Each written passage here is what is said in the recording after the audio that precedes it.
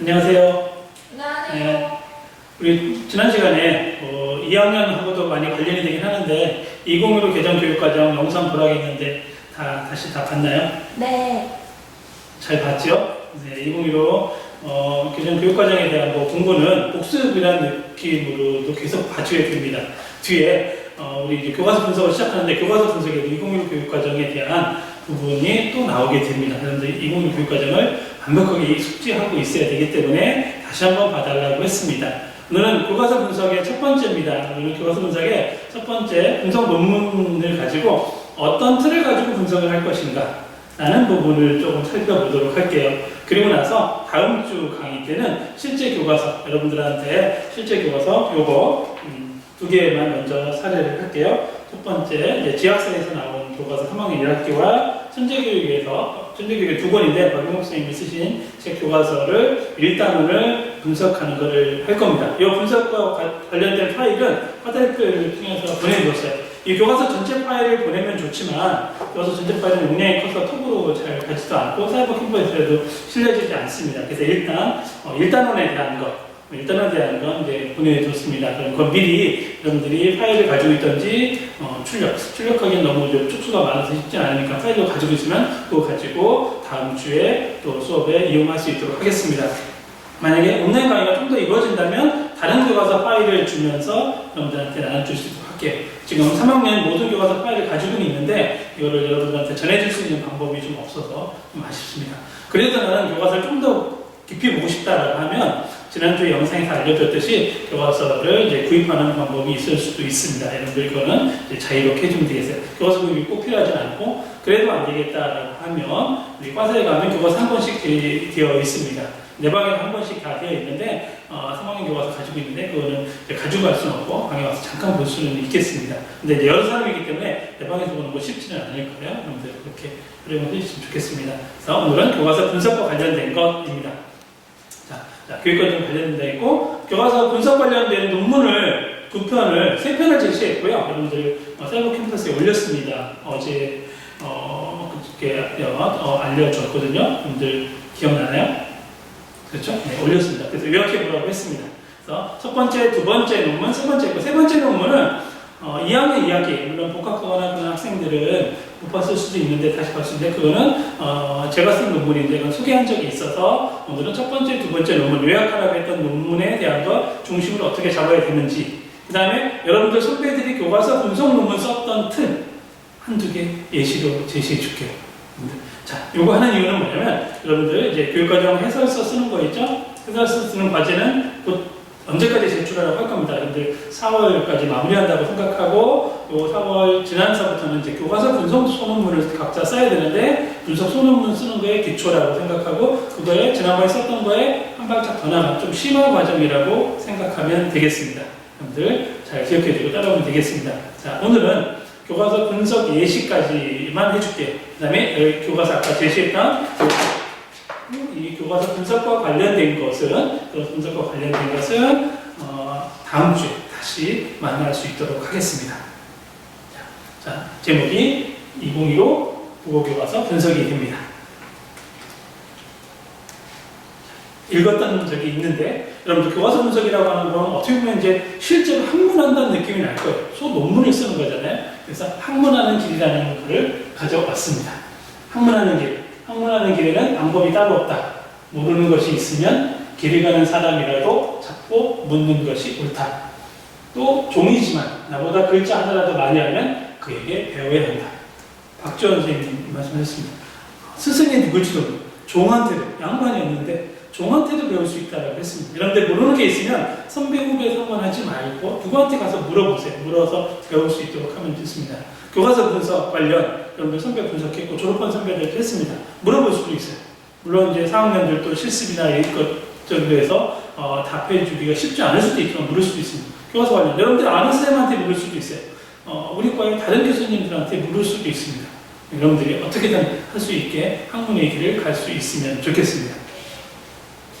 오른쪽은 노은구 반석동 쪽에 있는 민들레를 찍어봤습니다. 요즘 계속 꽃 시리즈죠? 꽃 시리즈인데 새롭게 민들레를 이렇게 굉장히 어떤 건 뭐냐면 요걸 했어요. 부분에 보면 지금 몸을 잊혀서 얘가 언제 풀까?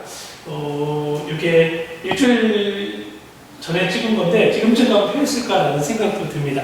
여러분들 옛날 정현종님의 CD 있죠? 모든 순간이 꽃봉오리인 것을 딱 떠오르는 거에서 이렇게 폈으면 라는 부분입니다. 옛날에 중학교 1학년 교과서에도 실렸던 글이기도 합니다. 중학교 1학년에 실렸다니까 혹시 이독성도 생각이 나나요? 네, 이독성 공부하고 있죠? 이독성 대면 강의 때도 필요하다는 부분 여러분들 잘 챙겨놓고 준비해주면 좋겠습니다. 지난번 과제로 영상 과제를 몇 학년 성취 기준에 어떻게 하면 좋을까라는 부분과 이해님의 보밀기를 어떻게 하면 또 여러분들 하는 과정입니다. 이거 하나하나가 다 우리가 교과서 분석을 하면서 교과서 만들게 하는 하나의 과정을 겪고 있는 게 됩니다. 지난주 거 얘기 잠깐 했죠? 자, 이독성까지 얘기 부분 다루었습니다. 지난주 여기에 2015 교육과정 공부한 거 영상 제가 유튜브를 통해서 제시한 것까지 보는 것도 지난 시간에 공부가 되겠습니다. 내용 체계표라든지 성취기준 해설 다시 한번 기억해 주면 좋겠습니다. 자, 오늘은 어디까지 할 거냐면 여기까지 좀 할게요. 여기까지. 자, 교육과정 표시가 되죠? 이 부분까지 교과서 사례 살피기까지 할게요. 그다음에 교육과정 분석과 이해는 다음 주에 다룰 부분이 됩니다. 즉, 이렇게 2주에 걸쳐서 하는 쭉 슬라이드에서 하나의 시리즈이기 때문에 이렇게 제시를 했습니다.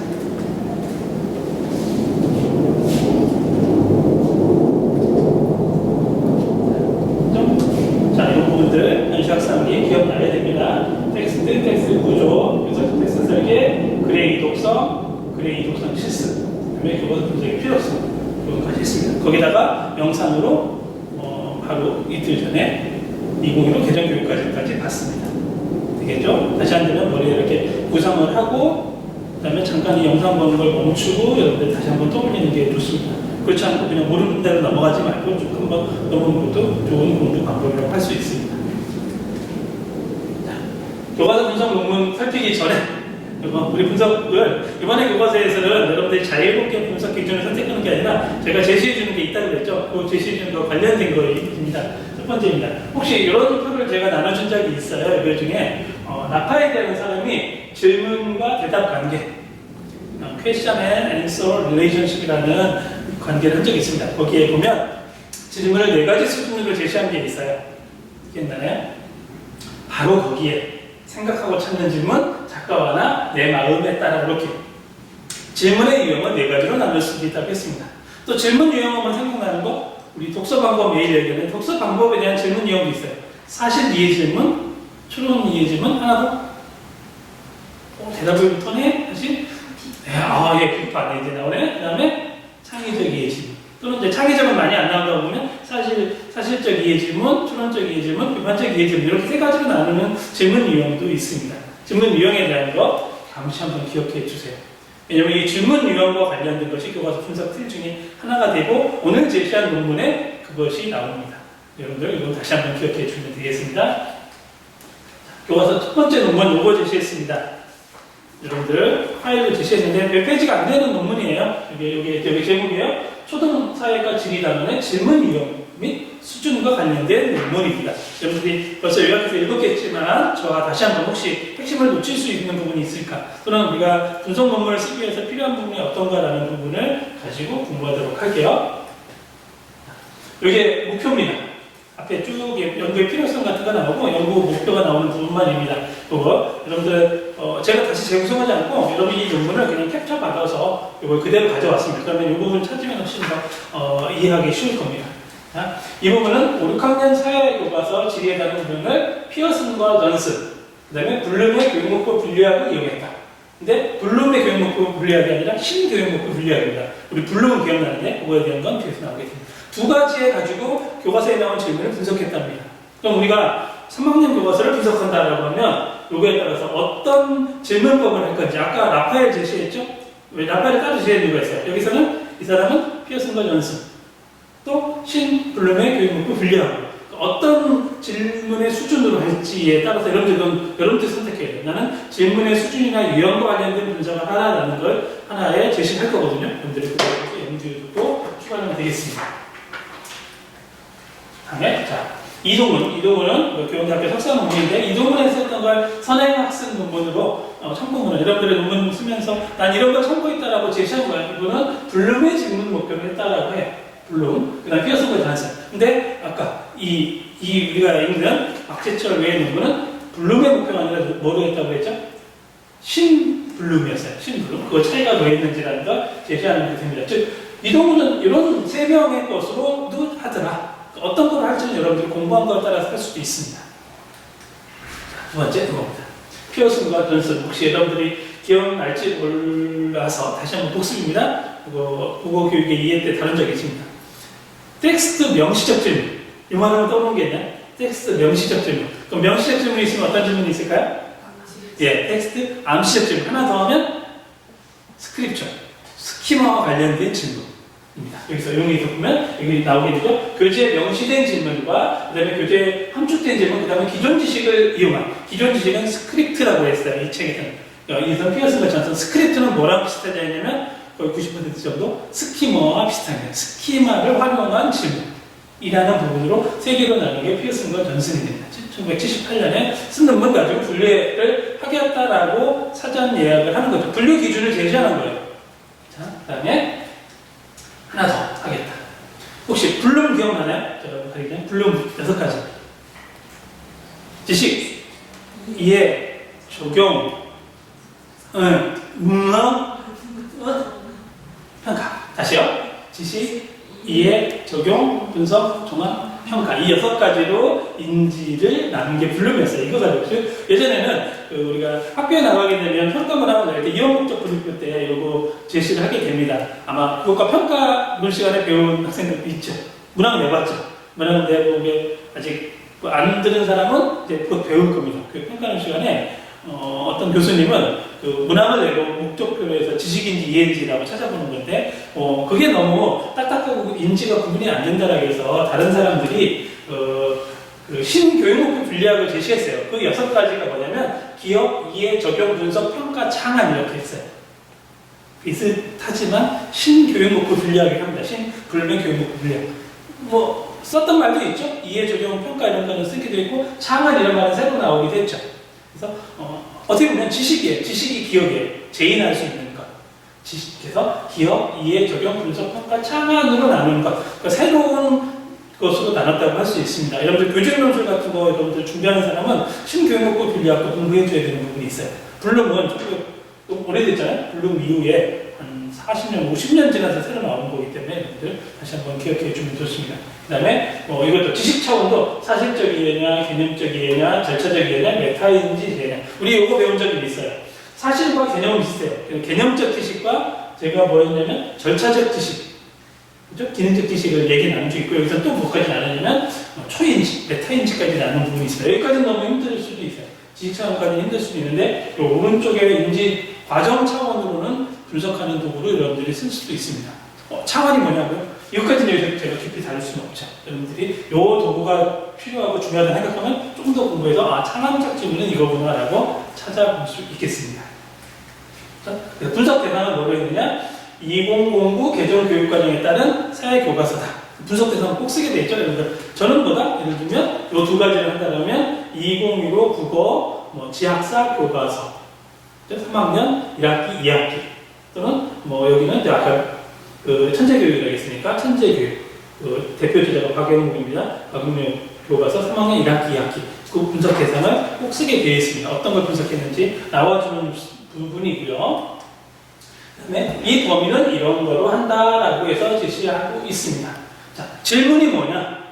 질문은 우리가 물음표로 물음표가 있는 거에 질문만은 아니고 어떤 질문이냐? 뭐뭐에 대해서 해보세요 라고 하는 것도 질문으로 선정할 수도 있다. 그건 누가 판단하는 거냐? 논문을 쓰는 사람이 아까 학문하는 사람이 쓰는 거거든요. 그래서 이 사람은 이렇게 얘기했습니다. 자, 뭐냐면 문장의 형태 의문형, 청유형, 명령형 상관없이 학생의 인지적 사고를 자극하고 학생의 반응을 가져오게 하는 건 질문으로 보겠다고 하는 거예요. 그러니까 물음표만 질문이 아니야. 그럼 우리 교재에서도 뭐뭐에 대해서 뭐 해보세요 라고 해서 뭐뭐에 대해서 쓰세요 라고 하는 것도 학생의 반응을 하는 거죠. 그럼 그것도 뭐로 본 거다? 질문으로 봤다. 이걸 한정해 줘야 됩니다. 그렇지 않으면 이게 왜 질문이야라니까 이게 제안해 준 거고 굉장히 여러분들 논문에서 질문 분석할 때 잘 갖다 쓸 수 있는 부분에서 이 논문을 제가 가져왔어요. 그리고 필요하다 싶으면 그대로 인용하고 해주면 됩니다. 쓰기 여유가 있기 때문에 그대로 인용하되 뭐 하면 되죠? 각주라든지 주석을 달아서 인용을 잘 해주면 됩니다. 저작권이 있으니까 한번 해주면 됩니다. 그래서 분석했더니 이런 결과가 나왔더라라는 부분이에요. 이렇게 분석 결과를 양적으로 표로 제시할 수 있습니다. 표로 제시하면 돼요. 개수가 있더라. 알겠습니다. 그럼 아까 텍스트 명시적인 질문이 몇 퍼센트? 46% 이쪽이 보이나요? 그 다음에 텍스트 암시적이 23%, 그 다음에 선행지식, 스크립처와 관련된 것이 30%다. 그럼 이걸 가지고 표를 제시한 거로 끝이면 안 돼. 분석하고 나서 여러분들이 의견을 제시할 수 있는 논의 있어야 돼요. 뭐가 많은 거예요? 지금으로 봐서는 텍스트 명시적 질문이 많으니까 텍스트 암시적. 텍스트 암시적이라는 건 뭐죠? 추론이나 비판할 수 있는 질문들이 좀 더 많았으면 좋겠다라든지. 왜? 텍스트 명시 중에 2배니까. 텍스트 명시적이라는 건 좀 사실적 질문이 더 많으니까. 그런 논의를 여러분들이 더 써주면 되는 거예요. 표 제시로 끝나면 그냥 분석으로 끝나는데 분석 논의라는 건 분석하고 나서 나의 의견, 내 논의를 제시해야 되는 부분까지 나가주면 좋습니다. 여기도 질문 수준 분포도 있습니다. 이건 뭐에 대한 거죠? 아까 기억 이해 적용, 분석, 평가, 참하는 거였죠? 교육 목표 분류하기에 따라서 분류했더니 이렇게 되다. 어떤 게 가장 많습니까? 퍼센트로 보면 가장 뭐가 많나요? 그렇죠? 기억하다와 이해하다가 굉장히 많죠. 근데 뭐는 적어요? 적용하다가 몇 퍼센트? 3.8%. 그러면 여러분들이 논의할 수 있어요. 이 교과서는 이 기준에서 봤을 때 뭐가 모자라다? 적용과 관련된 게 적기 때문에 적용과 같은 질문이 있었으면 좋겠다. 왜? 교과서 만드는 사람은 두 가지 틀을 가지고 질문의 수준을 다 생각하고 분석하지 못하거든요. 만들다 보면 어떤 부분이 치우칠 수밖에 없는 경우가 있습니다. 즉, 이걸 분석한다는 좋은 점. 가르치는 사람 입장에서 보면 내가 이 교과서를 가르치는데 분석과 관련된 질문이 적어요. 그러면 내가 교과서 재구성한다는 거 배운 적 있죠? 좀 수업을 재구성하는 겁니다. 어떻게 하면 되죠? 적용과 관련된 질문을 내가 만들어서 수업 시간에 활용하게 되면 교과서를 보완할 수 있는 거죠. 그런데도 교과서 분석이 쓰이는 거기도 합니다. 그렇죠? 두 번째 논문입니다. 두 번째 논문은 이 논문이에요. 정혜승 교수님이 쓰신 논문인데 이스라엘 국어교과서입니다. 아까는 초등이라고 왜 자꾸 초등교과서를 가져오는데 중등교과서 분석한 게 있어요. 근데 우리가 도서관에 가서 교과서 분석, 국어교과서 분석이라고 검색하면 초등교과서 분석 논문이 굉장히 많고 그게 잘 된 게 많아서 대표로 가져온 겁니다. 이건 독특한 건 뭐냐면 이스라엘 국어교과서입니다. 이거의 토대는 뭐냐면 여러분들한테 이거를 줄까 말까 안 했는데 이런 게 있어요. 한번 준비를 잡아볼게요. 이렇게. 한국, 핀란드, 이스라엘 교과서의 질문 방식 비교 연구라는 연구 프로젝트가 있었습니다. 정했습니다. 이 프로젝트에 나오는 것 중에 이스라엘 교과서는 따온 논문이에요. 이거를 다 읽으라고 하기는 여러분들한테 고통스럽겠죠? 두께가 이 정도니까 양면으로 출력했을 때입니다. 근데 이 부분인데 이 부분에 질문 방식만 합니다.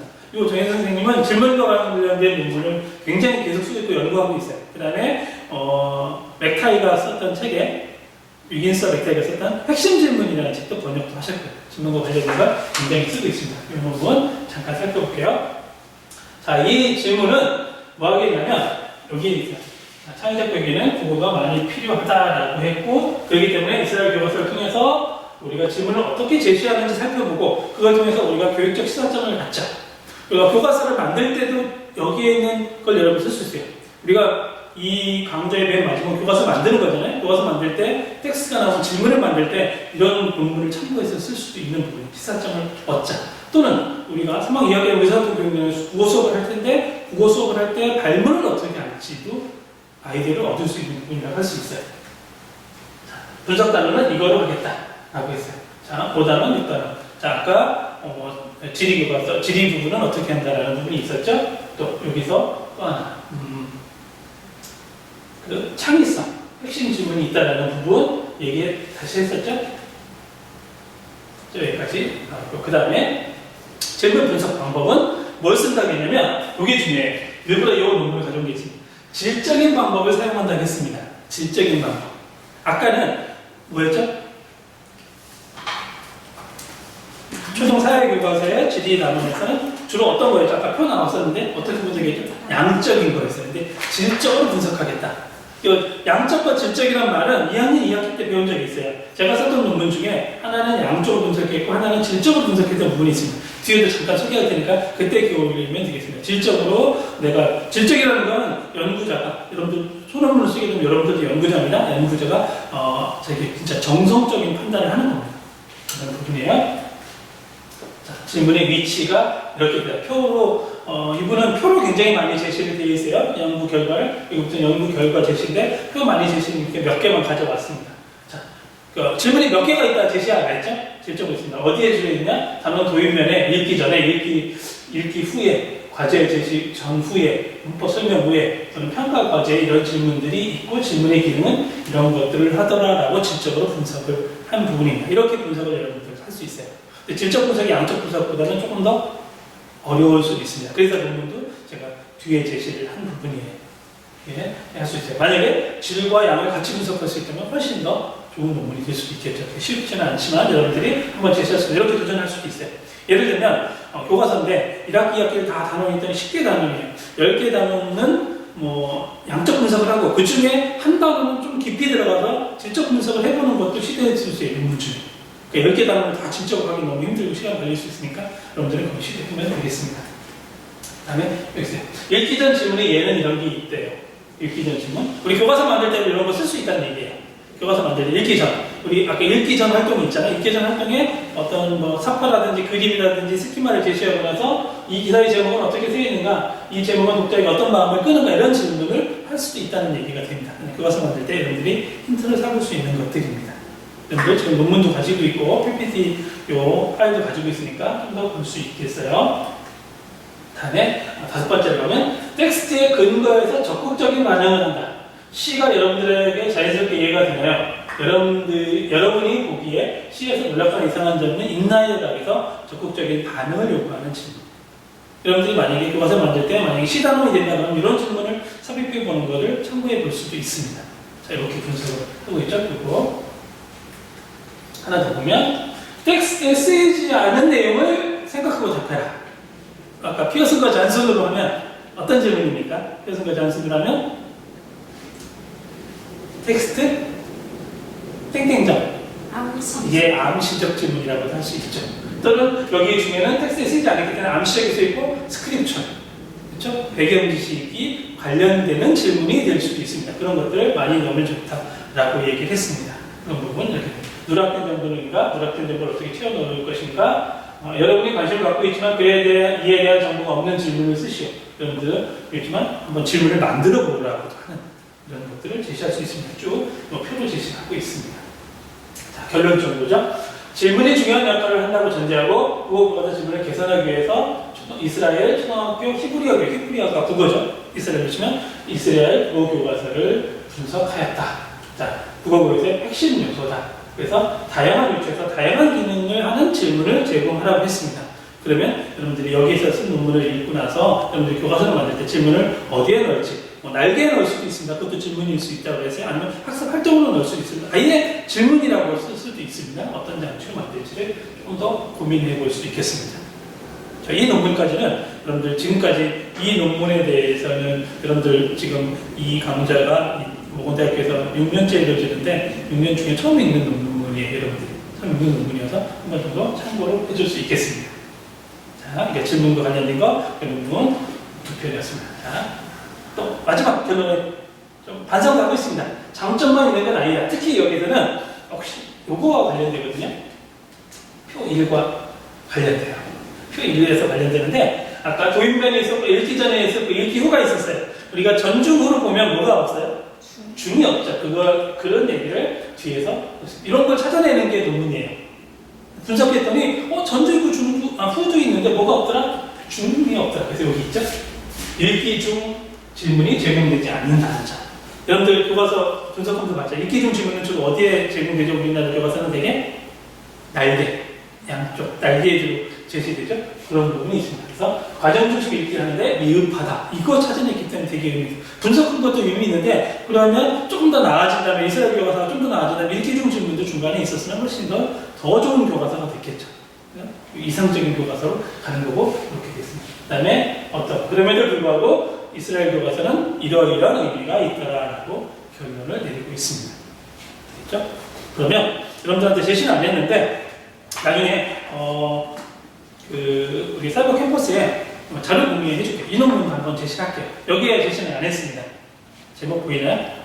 이건 조선대학교에 계신 이재기 교수님이 쓰신 건데 질문 그리고 읽기 전략으로서 나는 부분입니다. 어떤 부분을 강조하고 있죠? 보이나요? 눈으로? 예. 국어교과서 날개 분석이에요. 날개. 좀 아까 얘기했었죠? 날개 질문, 날개 있는 질문을 분석했습니다. 이거는 중학교 국어교과서를 가지고 분석을 했어요. 그러니까 여러분들 이거 파일을 지금 뭐 분석과 요약하라고 안 했지만 교과서 만드는데 또는 여러분들 교과서 분석 논문 쓰는데 참고할 수도 있습니다. 그래서 이것도 여러분들 파일을 제공할게. 사실은 마음 같아서는 지금 도서관에서 이 논문을 찾아보라고 실제로 하고 싶긴 해요. 도서관에 가면 여러분들이 로그인을 하게 되면 도서관에 가면 전자출판 찾아볼 수도 있거든요. 근데 요거까지는 여러분들 제공하고 나머지 논문에 대해서 여러분들 거기서 다른 교과서 분석한 것을 다운받아서 볼 수 있으면 좋겠습니다. 그거까지는 요 영상 PPT 파일 올리면서 이 파일도 같이 올리도록 할게요. 자, 한번 하나 더 볼게요. 요게 작년에 봤던 겁니다. 전 복학해서 안 봤다고요? 장난 아니라고요? 다시 보면 됩니다. 너무 걱정하지 말고 이 논문이었습니다. 저는 중학교 1학년에 전체 교과서 중학교 1학년에 18권을 가지고 듣기 활동만 분석했던 논문이었습니다. 이런 걸 한다. 교과서 분석을 한다.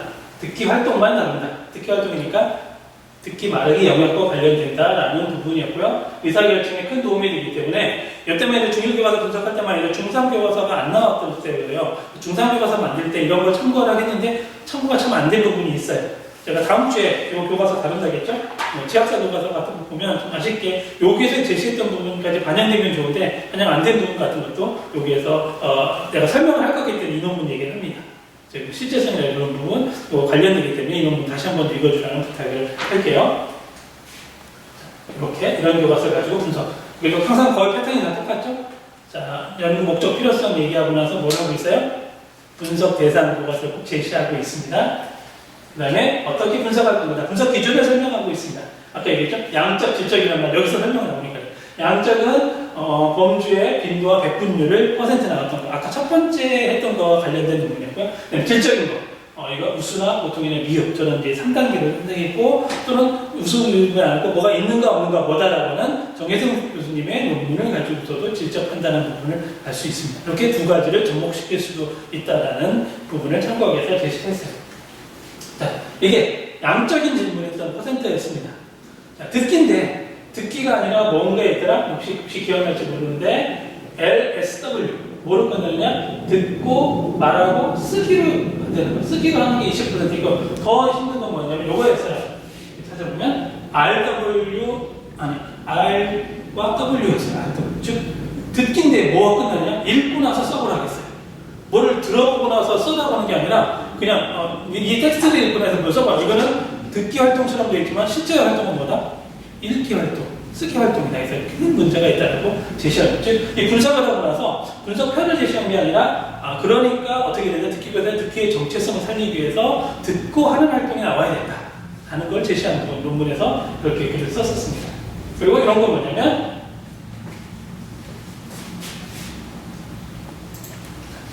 이건 뭐냐면, 듣기 활동이 정체성이 이렇게다. 이거였어요. 팔랑귀 가족이에요. 제목은 뭐냐면, 뭐라고 되어 있냐면, 듣기의 태도를 다룬 이야기가 내용과 관련된 것을 읽어보자고 했어요. 읽어보고 뭘 활동을 하는 거. 이게 무슨 듣기냐? 이건 뭐냐? 팔랑귀 가족이라는 글을 읽고하는 거기 때문에 읽기 활동에서 정체성 이거는 뭐하다? 미흡하다라고 판정을 내렸던 거죠. 이건 질적으로 판단해. 양쪽으로 나올 수 있는 부분이 아니겠죠. 물론 양쪽으로 할 수도 있어요. 듣기 활동 미흡한 것이 몇 개, 보통인 게 몇 개, 우수가 몇 개 할 수 있지만 이건 조금 모자란 게 뭐냐면 한 교과서 안에 듣기 활동이 그렇게 많지는 않아요. 양쪽을 분석했을 때 그렇게 많이 나오지는 않습니다. 그렇기 때문에 이거는 그냥 질적으로 판단하고 마는 것 같아요. 이것도 있죠? 그거 뭐냐면 다른 성취 기준이었던 교육과정이 성취가 제대로 반영이 되어 있는가 라는 충실성 부분을 다뤘던 부분입니다. 근데 이거는 뭐냐면 언어폭력, 요즘 굉장히 많이 다루는 거죠. 중반에서도 12번의 학습활동이 굉장히 중요한데 잘 다뤄야 되는데 이거 중1 교과서에 나와야 되는데 어떻게 다뤘느냐? 언어폭력의 문제점 찾아보기라고 해서 전체 면 중에 아주 중요하게 이 부분만 이렇게만 제시하고 끝났더라. 성취 기준 하나가. 그래서 뭐냐? 반영은 됐어요. 반영은 됐는데 우리 교육과정 공부를 하면 등가 확장 축소면 저는 이거 되게 이거를 축소 축소화의 개념. 내용상, 글로 봐서는 축소하지 않았어요. 듣기 활동, 언어 폭력의 문제점을 파악해보자는 내용이지만, 내용으로 봐서는 굉장히 아주 소소하게 나왔습니다. 더 중요한 거에 비해서. 지금의 청소년의 언어문화의 측면에서 보면 굉장히 부족한 부분이라고 할 수 있어서, 이것도 약간 이유부터 질적 판단했던 논문이었습니다. 이런 부분은 지금 3학년 교과서, 또는 다른 교과서에 나오니까 여러분들이 볼 수 있겠어요. 분석 결과 이랬더라. 아까 이게 중요하다고 했죠? 아까 논문도 그렇고 정혜선 논문도 그렇고 분석 결과만 딱 제시하는 게 아니라 분석 근거. 아까 얘기했죠? 뭐였더라? 듣기 말하기 쓰기와 RW가 되게 고유성을 해치고 있다. 수정 보완이 필요하다. 그 다음에 듣기 교육의 측면에서 질적인 미흡한 부분이 훨씬 더 많았더라. 그러니까 미흡한 부분, 즉 읽고 쓰는 게 아니라 실제로 듣고 있는 오디오를 제공하든지 영상을 제공하든지 해서 했으면 좋겠다라는 부분이 듭니다. 충실성 부분에서도 목표의 제시로만 끝나는 게 아니라 학습 활동이 충분히 이루어져야 충실하게 이루어진다는 개념으로 보고 있어요. 그런 부분 논문했던 거 다시 한번 쭉 읽어주면 되겠습니다. 중일 교과서 갖다 놓고 분석해도 되고요. 그래서 어떻게 되냐? 제가 제안한 건 다음 교과서 만들 때 이렇게 됐으면 좋겠다라고 제시하는 부분이 됩니다. 자, 다시 한번 기억이 안 나는 사람은 여기까지 듣고 다시 논문을 차근차근 읽어보는 것도 공부입니다. 우리가 특히 영상 강의를 하니까 영상만 딱 찍는 시간이 우리가 강의 시간이라고 생각하면 안 됩니다. 실제로 우리가 대면 강의를 하게 된다면 이 논문을 주고 예를 들면 이제 이 강의를 하고 나서 논문을 다시 한번 읽어보세요. 라고 해서 20분, 30분 시간이 주어지고 그 논문에 대해서 다시 얘기를 하거든요. 그 시간이 포함된다라고 보고 지금도 논문을 여러분들이 이 세 편을 다시 한번 읽는다라고 하면 몇 분이 걸릴지가 우리 강의 시간이라고 포함시켜서 공부를 해줘야 여러분들이 의미 있는 강의를 보낼 수가 있습니다. 다음 이제 아까 사례 살핀다 했는데 여러분들 선배들이 쓴 논문입니다. 배울 점도 있고 안 배울 점도 있는데 이거를 묵차만 제시해 봤습니다. 이거로 1호 한번 제시했어요. 2015 개념교육과정 분석이었습니다. 자, 여러분들 논문 쓰는 거 어때요? 혹시 처음 쓰는 사람도 있어요? 잘 안 썼던 사람, 2학년 안 들었던 사람도 있으니까 그 사람들 요 순서 잡으면 되죠. 서로 연구 목적 및 필요성이 남은 부분이죠. 두 번째 분석 기준 선정. 제가 꼭 제시한 거 뭐 있었죠? 질문의 유형과 수준에 따라서 분석해야 돼요. 이건 제시되어 있다겠습니다. 작년에 여러분들 3개 정도 제시했을 거예요. 그 다음에 기준에 따른 교과서 분석, 결론. 그 다음에 참고문. 이게 가장 단순한 목차가 될 수 있어요. 근데 이 틀은 여러분들이 거의 지켰으면 좋겠습니다. 하나 살펴서 하나 더 볼게요. 이렇게 있었어요. 자, 분석 기준 설정했죠? 뭐를 했냐? 위에 이 제목만 볼게요. 교과서에서 어떤 삽화의 기능을 반영했느냐? 삽화의 기능은 양쪽으로 못하겠죠. 얘는 어떻게 되겠어요? 딱 느낌으로 봐도 질적인 분석을 했겠죠. 다음에 날개의 질문에서 들어가는 학습자의 지원 요소. 지원 요소는 양적도 하고 질적도 가능해요. 지원 요소가 학습자의 사실적 이해를 돕느냐, 추론적 이해를 돕느냐. 그럼 질문의 수준하고도 단련될 수 있거든요. 그 아까 얘기했던 누구? 이재규 교수님의 논문을 가지고서도 여러분들이 이 부분을 조금 더. 근데 요거 분석한 학생들이 이 논문을 읽지는 못했어요. 못했겠는데 만약에 요거와 관련된 제목을 여러분들이 갖다 놓겠다 그러면 이 논문을 읽고 여러분들 분석하면 훨씬 더 도움이 되겠죠. 유명한 선생님이 말씀하셨거든요. 우리가 글을 잘 쓰는 건 뭐와 관련되느냐? 글을 잘 쓴다는 건 도서관 찾기라고 했어요. 내가 남의 글을 굉장히 많이 보는 것도 글을 잘 쓰는 비결이겠습니다. 남의 글을 그대로 베끼는 게 아니고 남에서 아이디어를 가져온 아이디어를 나는 여기서 가져왔다고 밝히기만 하면 돼요. 그걸 내가 가져와서 쓸 수 있으면 내가 학문적인 능력이 태어나게 됩니다. 여기 학생 사례를 내가 가져오거든요. 학생들 분석한 것 통해서 내가 배울 수도 있어요. 저는 아까 얘기했던 학문하는 길이라는 건 학생들의 아이디어를 통해서 배우는 경우도 있습니다. 자, 세 번째는 협동학습 반영, 네 번째는 창의융합 활동의 반영입니다. 굉장히 범위가 좀 넓어요. 그렇지만 협동학습은 꽤 어려운데 요거 하고 싶었다고 했어요. 제가 면담할 때. 뭐냐면 비고치기에 철학이 잘 들어가 있는지였고요. 네 번째인 창의융합 활동은 우리가 교과서 맨 뒤에 가다 보면 단어 끝날 때 창의융합 활동이 이 교과서에 새롭게 나온 부분에 이걸 강조하고 싶었대요. 그러니까 이 창의융합 활동이 두 가지로 쓰이는 거예요. 어쩌면 교과서 단원 내에 창의융합 활동이 있을 수 있는데 여기서 분석한 건 뭐냐면 교과서의 뒷부분, 여러분 본 사람들 알죠? 뒷부분에 창의융합 활동만 가지고 분석했다는 예시가 있습니다.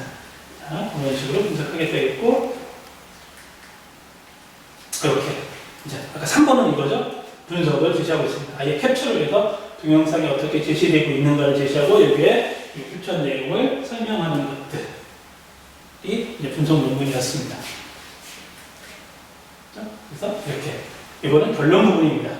자, 교과서가 충실히 반영하고 있는지, 사파는 어떻게 하고 있는지들을 결론적으로 제시하고 있는 논문 순서대로 가고 있죠. 제가 하나씩, 그러니까 서론, 본론, 결론 여기서 나오는 부분을 한 부분씩 캡처를 가져온 부분입니다. 자, 두 번째 사항입니다. 아까 학본을 지었는데 이번 학본을 지었습니다.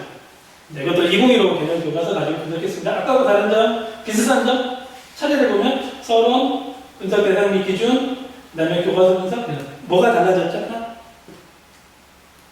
못 찾았죠? 자, 갈게요. 앞으로. 뭐가 달라졌죠? 서론, 분석 기준, 교과서 분석 결론.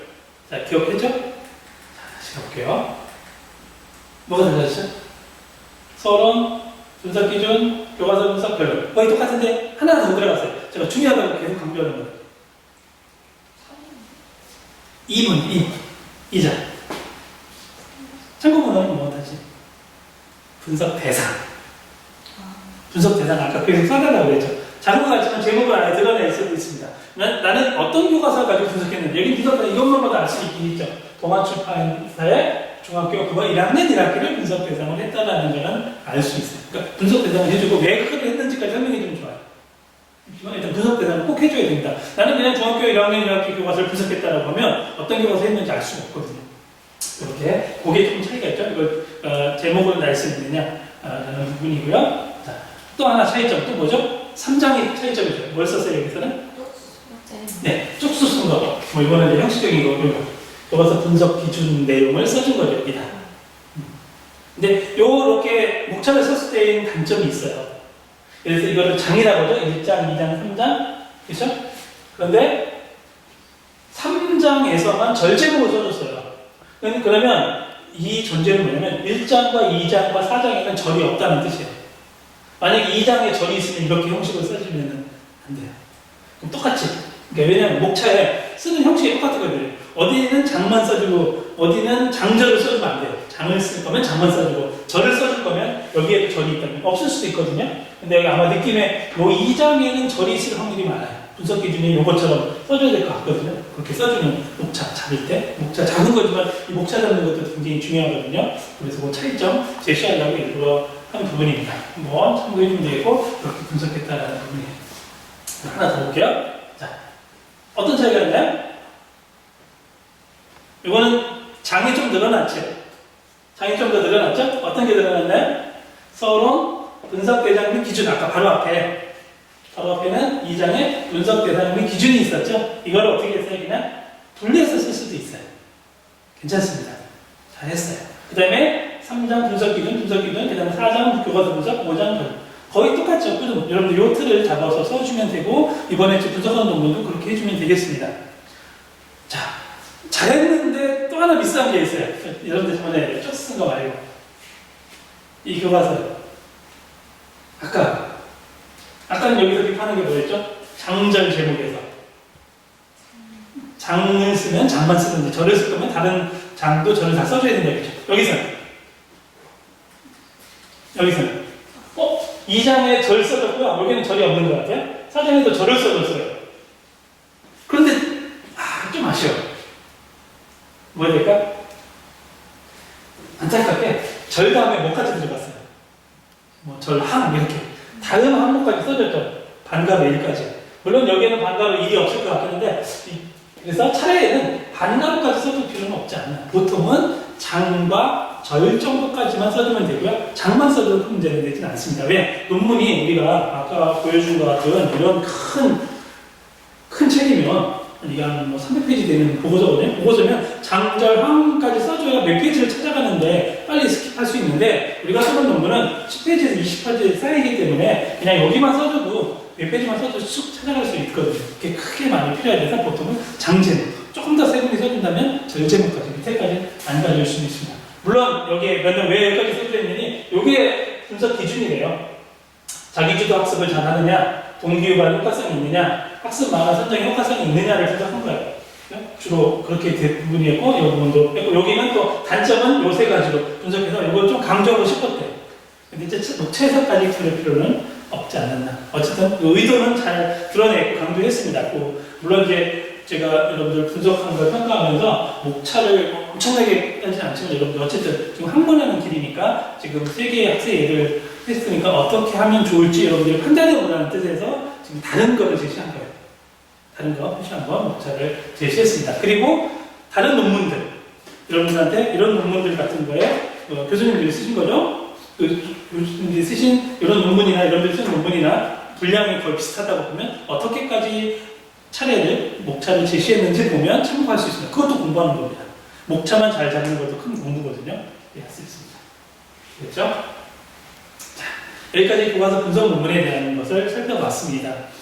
첫 번째 지리 부분 한 거, 그 다음에 이스라엘 교과서 가져간 거, 제가 중일 교과서 간 거, 그 다음에 그냥 논문만 제시했지만 날개의 지문 가지고 한 논문이 있었고요. 학생들의 사례를 통해서 교과서 분석의 틀을 살펴봤습니다. 여러분들 잘 이 분석 틀에서 여러 논문 중에서 내가 어떻게 잡을까를 지금부터 조금씩 잡아가는 게 좋습니다. 여러분들한테 중학교 3학년 교과서를 분석하게 할 거거든요. 올해 나온 거기 때문에 중학교 3학년. 그 다음에 지금 온라인을 계속 하느냐, 대면 강의를 하느냐에 따라서 어떻게 제공하느냐에 따라서 어느 교과서인지는 아직 정하지는 않았습니다. 그거는 이 온라인인지 대면 강의인지 강의 형식에 따라서 조금 제공하는 게 다르지만 지금 정도씩 잡아도 좋습니다. 만약에 지금 저는 미리 잡았어요. 이 교과서로 먼저 교과서를 샀고 교과서 파일을 다운받아서 이건 제시하고 있어요 라고 하면 제가 이 교과서를 하세요 했어도 그걸 인정하겠습니다. 미리 강좌에 미리 준비하는 사람들에게는 하겠으니까 혹시 관심 있는 사람들은 내가 관심 있는 교과서 하나를 선정해서 갈 수 있습니다. 무슨 얘기냐? 중학교 3학년 1학기나 2학기 중에서 나는 것만 먼저 한 장 해줄게요. 만약에 대면 강의를 하게 되면 여러분들 교과서를 나눠주고 모든 교과서의 파일을 제공도 할 수 있거든요. 그러면 어떤 거를 여러분들이 선택해라고 해서 대면 강의는 할 수 있는데 만약에 온라인 강의가 계속되게 되면 제가 교과서 파일을 제공할 수 있는 게 한두 개로 한정될 수밖에 없어요. 그럼 제가 그 교과서를 분석해 달라고 요청할 수밖에 없습니다. 그럼 일단 분석 기준 하나 나왔습니다. 질문과 관련된 거. 두 개. 두 번째 거는 여러분들이 하나 만드세요. 하나는 질문과 관련된 거. 하나는 여러분들이 하나의 질문 기준을 뭘 할지를 선택하는 두 가지만 가지고 하겠습니다. 이번에 지난번에 교과서 3개나 4개 하면 좋다기 때문에 두 가지만 가지고 교과서 분석을 할 거니까 여러분들이 잘 선택하면 됩니다. 지금 그러면 두 번째 것도 여러분들이 지금 조금씩 생각해도 되겠죠. 분석 논문이 적어도 언제까지 나와야 되냐면 5월 중순 정도까지 나와야 됩니다. 5월 중순 20일 이전까지 분석 논문이 나와야 되기 때문에 제 생각에는 지금부터 약 한 달을 생각하고 있거든요. 그러니까 지금부터 여러분들이 프로젝트처럼 작업을 해야 됩니다. 제가 강의 처음 계획에 알렸지만 이 강의는 PBL인데 여기서 PBL은 예를 들어서 프로그램 베이스가 아니라 프로젝트 베이스라 했어요. 이거는 각자 개인이 해야 되는 두 번째 프로젝트입니다. 첫 번째 프로젝트는 교육과정 해설을 쓰고 있죠. 곧 제출할 거고 4월 중에 마무리가 될 거고요. 두 번째 프로젝트인 교과서 분석은 5월 중순까지이기 때문에 여러분들이 지금부터 차근차근 나가야 됩니다. 마지막 세 번째 프로젝트는 교과서 만드는 것입니다. 교과서 만드는 것도 우리가 강의 형식에 따라서 어떤 방식으로 운영할지에 따라서 지금 좀 다릅니다. 지금은 기본적으로 대면 강의에 대해서 저랑 만나면서 주로 고치면서 하는 교과서 강의를 생각하고 있는데 상황이 국가적 상황이 혹시 그렇게 안 된다면 어떨지 몰라서 대안을 생각을 하고 있습니다. 그래서 교과서 분석 프로젝트는 어떻게 할지는 좀 제시하지 않도록 하겠습니다. 다음 시간에는 지금 얘기했던 분석 틀을 가지고 얘기했던 이 교과서 두 권을 먼저 분석하는 걸 할게요. 자, 교과서의 제약사와 현재교육에서 일단은 PDF 파일을 보냈는데 이 PDF 파일과 관련된 걸 가지고 분석해 보도록 하겠습니다. 그 다음에 또 온라인 강의가 더 이루어진다면 다른 교과서 파일을 보내고 그 교과서 파일을 분석해 보는 것.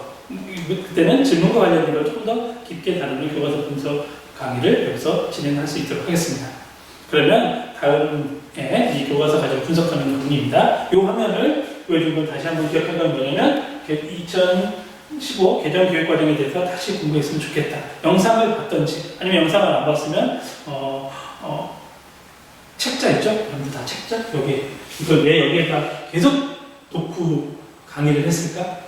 다시 한번 읽어주면 좋겠고요. 중학교 부분, 특히 중학교 교과서니까 중학교 부분 해설서를 좀 더 생각해보면 좋겠습니다. 프로젝트 1은 고등학교 1학년이지만 여러분들이 교과서 분석과 교과서 만드는 거 위주는 중3 정도를 좀 더 고민을 할 부분이 있거든요. 그래서 중3 부분과 고1 부분을 특히 많이 봐주면 좋겠습니다. 어떻게 하느냐? 중학교 1, 2, 3학년 분인데 중3인 거 어떻게 하느냐? 예전에 그 프린트 나눠본 적이 있습니다. 지난 학기. 그리고 다음 강의 때 중학교 1학년, 2학년 나눈 거 학년별 배분하는 것, 배당하는 것도 안내를 다시 한번 할 테니까 너무 걱정하지 말고 특히 이번 강의에서 중요한 거는 중학교 3학년과 고등학교 1학년 성취 기준 중심으로 더 공부한다. 더 많이 공부하면 좋지만 우리가 이 강의 시간의 한정상 그렇게 다룰 겁니다.